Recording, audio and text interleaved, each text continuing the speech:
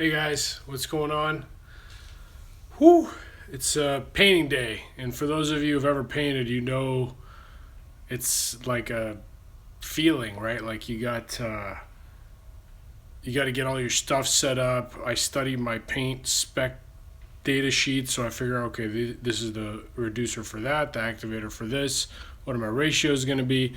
What I had no idea was exactly how much paint it was going to take to do the frame. Right now, I've just finished cleaning my gun. This is a FLG4 from DeVilbiss.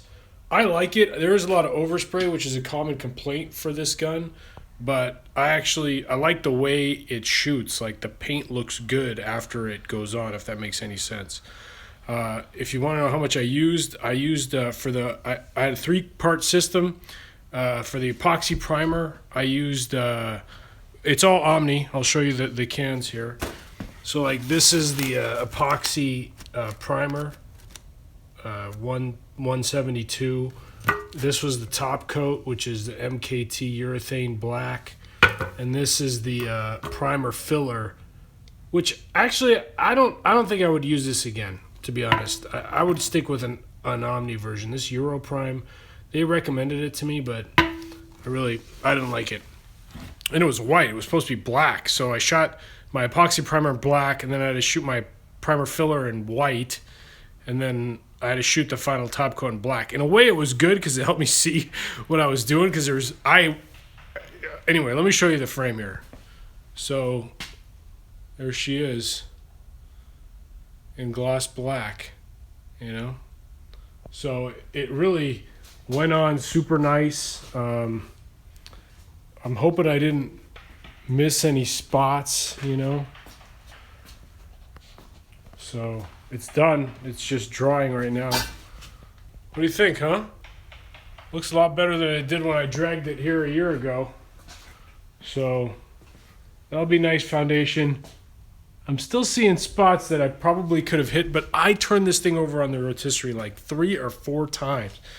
And I kept seeing places I'd missed. You guys who have painted know exactly what that's like. So I'd start painting it, I'd flip it, and I'd be like, how did I miss that? And I'd paint that, and then I'd flip something else. I'd go walk to another angle, and then I'd see another spot that was either light or that I totally missed. Like that happened like 5 or 6 times. So man, you really got to look at it from a million different angles, a million different light. How's the inside of the frame look?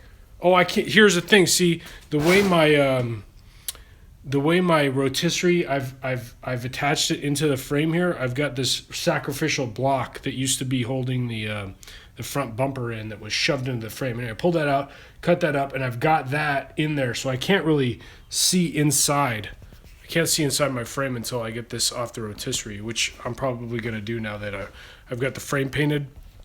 So I don't need the frame on the rotisserie anymore. Yeah. Any other questions, guys? I mean, is there anything else I could show you on this? These are the body mounts that I put that 1/8-inch washer on.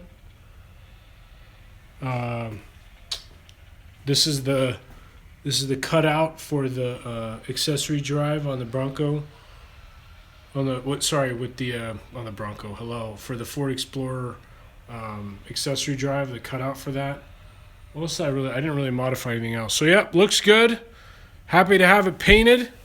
Big day for me, man. I mean, this is really the first major thing that's like the way it's gonna be when the Bronco's done. Everything else still needs to be worked on. So have a good weekend, guys. Be safe out there. Happy Halloween and all that. And you'll still get a regular episode from me next week. And I'm going to go into more detail about what I learned from this process. And I used OSFO. Thanks, Slider. I used OSFO and what I learned from that whole process. I'll tell you exactly how I did it. And there's a lot of controversy about OSFO and using acids. So I'll also keep track of it. If the paint starts bubbling, I'll report back on that.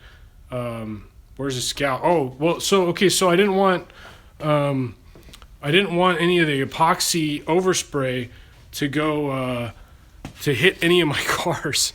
So I've got the Chevy over there, and the Jeep and the Scout are back there somewhere in the Vietnam section of the property. So Yeah, you got to be. Oh, that's the other thing. You got to be careful about your neighbors. Like, I made sure my neighbors didn't have their cars out. I told these neighbors that I was going to be spraying so that they didn't drive around while I was. Well, let's see if I missed the spot. No, I got a spot. Whew. I'm just looking for that spot I missed. Anyway, guys, I said goodbye, but then I thought of some other stuff. Oh, that's what I was going to say. Chewing the Fat with Matt. Going to go over the OSFO system, what I did, the stages I went through, because at some point I thought I screwed up royally, but then I read some and I figured out exactly what I needed to do. I'll go into the paint process and what that was like, and then I'll have a regular episode on Thursday next week. So, see you next. Oh, it's going to be back in time, though. So you guys have already seen this shiny. Well, I almost touched that.